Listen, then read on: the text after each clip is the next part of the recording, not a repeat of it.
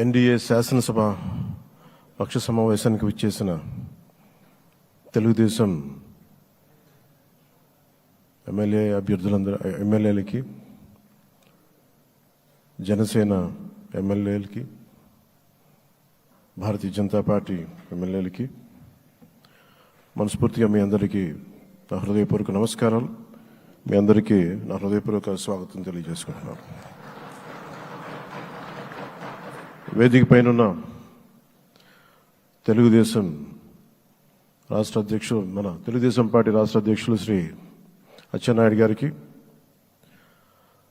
Bharatiya Janata party అధ్యక్షురాలు శ్రీమతి దగ్గుపాటి పురంధేశ్వర గారికి నా హృదయపూర్వక నమస్కారాలు.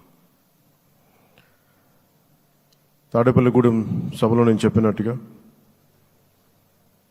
ఒక దార్శనికులు, 4 దశాబ్దాల సుదీర్ఘ అనుభవం, ఎన్నో ఒడిదుడుకులను ఎదుర్కొన్న తెలుగుదేశం జాతీయ పార్టీ అధ్యక్షులు శ్రీ నారా చంద్రబాబు నాయుడు గారికి నా హృదయపూర్వక నమస్కారం.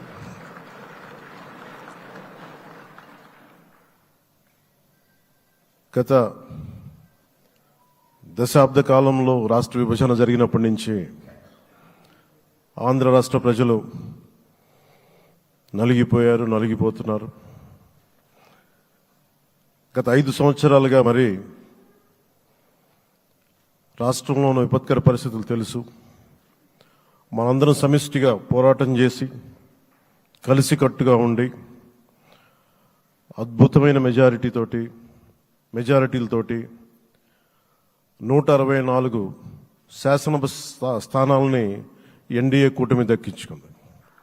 అద్భుతమైన విజయం. 21 పార్లమెంట్ సభ్యుల్ని మన సెంట్రల్ హాల్లో కూడా మాట్లాడుతూ ఉంటే అందరికీ ఆంధ్రప్రదేశ్ విజయం, తెలుగుదేశం, జనసేన, భారతీయ జనతా పార్టీతో కూడిన ఎన్డీఏ కూటమి విజయం దేశం మొత్తం చాలా ఒక స్ఫూర్తినిచ్చింది. ప్రతి ఒక్కరి విజయాన్ని వారి రాష్ట్రాల్లో ఎలా దీన్ని ముందుకు తీసుకెళ్ళాలి, ఒక్క ఓటు చీలకుండా అలయన్స్ అంటే ఎలా ఉండాలి అనేది మన ఆంధ్ర ప్రాంత ప్రజలు, మన ఆంధ్ర రాష్ట్ర ప్రజలు మనందరం కలిసి కట్టుగా చూపించాం. 2021 మార్చి 14 ఇప్పటం సభలో నేను ఒకటే తెలియజేసుకున్నాను, ఆ ప్రభుత్వ వ్యతిరేక ఓటుని చీలనివ్వను. ఆ మాట మీద ఉన్నాం, ఆ మాట మీద నిలబడ్డాం. ఒడిదుడుకులు ఎదుర్కొన్నాం, తగ్గాం, కానీ నిలబడ్డాం. ప్రజల నమ్మకాన్ని పెంచాం. అద్భుతమైన మెజారిటీతో ఈ రోజున మనం ప్రభుత్వాన్ని స్థాపిస్తున్నాం. చాలా మాటలు ఇచ్చాం.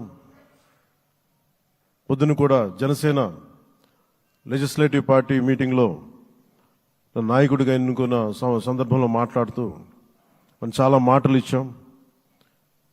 ఇది కక్ష సాధింపులకి సమయం కాదు, ఇది వ్యక్తిగత దూషణలకు సమయం కాదు. ఇది 5 కోట్ల మంది పైగా ప్రజలు మన మీద నమ్మకాన్ని పెట్టుకున్నారు. మన మీద మనందరం ఉమ్మడిగా, మనందరం సమిష్టిగా ఆంధ్రప్రదేశ్ ప్రజలు ఏ అభివృద్ధి అయితే కోరుకుంటున్నారో మనందరం సమిష్టిగా దీన్ని ముందుకు తీసుకెళ్ళాలి, అభివృద్ధి పథంలో నడిపించాలి.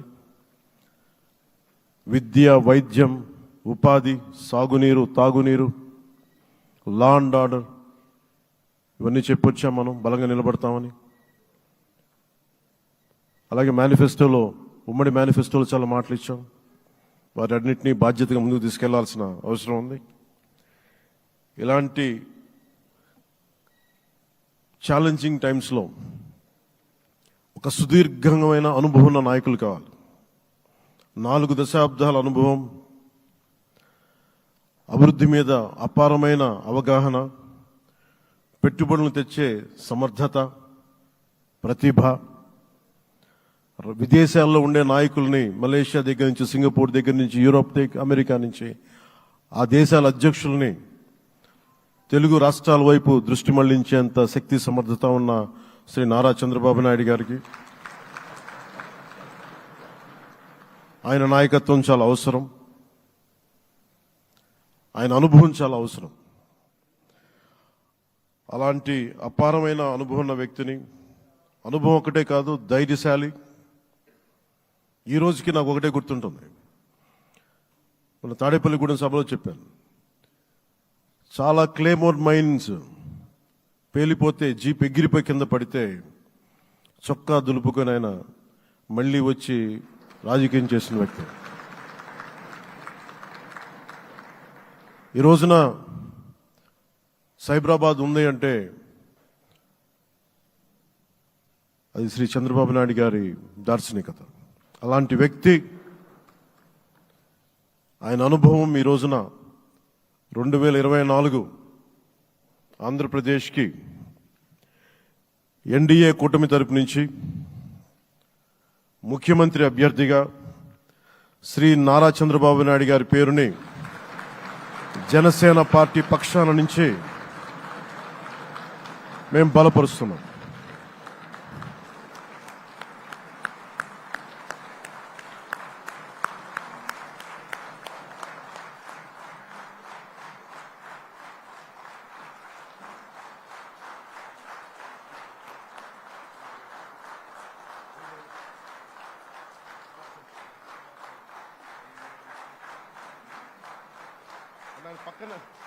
ఇది నేను ఆయన పక్కన పెట్టుకుని చెప్పాలి. ఆయన నలిగిపోయారు. జైల్లో చూశాను ఆయన. పాపం భువనేశ్వర్ గారి బాధను చూశాను. నేను అనుకున్నాను, అమ్మ మీరు కన్నీళ్ళు పెట్టకండి, మంచి రోజులు వస్తాయని చెప్పిన మంచి రోజులు వచ్చినాయి. వారికి మనస్ఫూర్తిగా వారికి నా హృదయపూర్వక శుభాకాంక్షలు. మీరు అద్భుతమైన పాలన ఇవ్వాలి అందరికీ మనస్ఫూర్తిగా మీకు నేను తెలియజేసుకున్నాను సార్.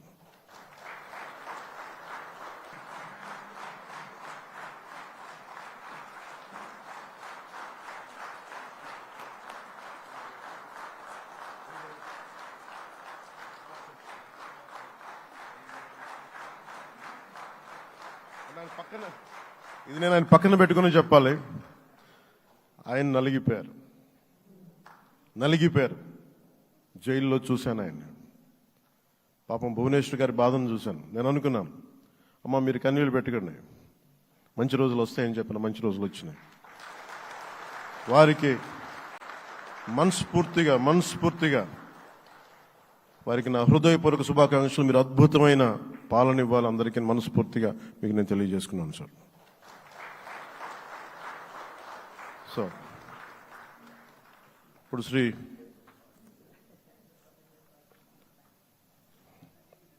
భారతీయ జనతా పార్టీ